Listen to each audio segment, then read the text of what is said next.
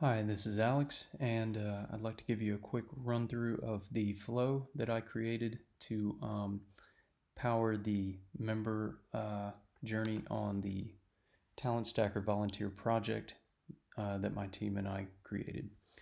So this is a record triggered flow with a few conditions for starting, and it is on the case object, so it is whenever a case is created and it meets any of these conditions, a few different achievements. If a member certified checkbox is checked, ready for volunteer project, a few others, and if it hits any of those, the record will fire.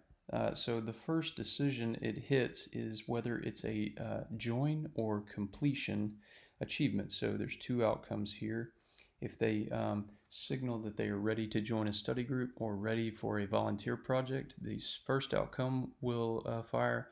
If they signal any of these others, one of the 6 achievements here, or if they get certified, the second condition will fire. So we're going to look at the first one and zoom out a little bit here and come over here. This is the side flow here with the join, and then it hits the second decision here for joining, and that's which group type. So it's pretty simple. It's either study group or volunteer group, and it comes down. And the first one is update the contact fields. So it's going to update the contact related to the achievement, and we use a primary email to match those up.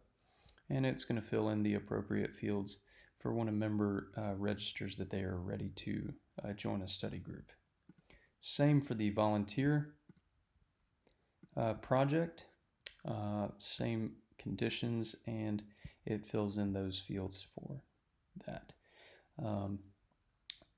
Then we're going to come over here. This is the completion.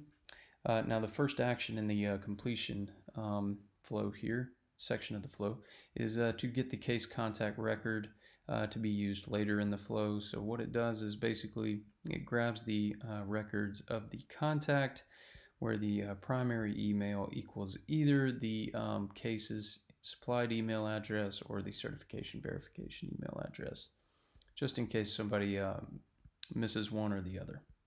And we're going to stay on that page, please. I'm going to go back to done here.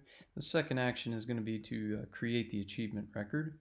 And we're going to just create a single record of this, and it basically pulls all of the fields from the case and fills those in where appropriate on the achievement record. So after that, it hits this nice big decision here with quite a few outcomes. So the first, it basically is all of the milestones for the member's journey throughout the entire career development program. And we were able to merge the basic and the plus member record types into one flow on this one.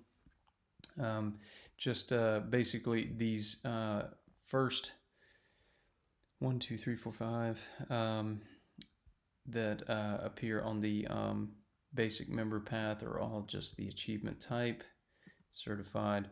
This last one, these last two are specifically for the plus members as well. So pretty easy stuff there.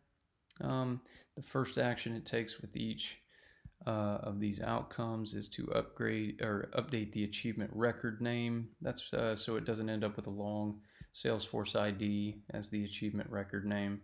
It basically just populates each achievement record for that contact member with the type of achievement that it was. And that's what I've done here. It matches up the achievement ID and basically populates the achievement name with the type of achievement that was made. After that, it moves on to update the contact and the appropriate fields for each achievement, matched up by primary email and the supplied email address from the case. So for instance, the LinkedIn profile is very simple update. it will check the do-it-yourself LinkedIn profile update checkbox and upgrade the status of the member to the do-it-yourself LinkedIn profile, signifying that they have completed that achievement. And same as it goes for all of these, I believe certification is a few more fields here. It checks off the eligible for the volunteer project, because Talent Stacker prefers that members who join volunteer projects are certified first. So this one goes ahead and takes care of that eligibility criteria and upgrades their status to certified as well. Another one is, let's see, the 2 one-on-one outcomes also have a extra field here where the URL will populate.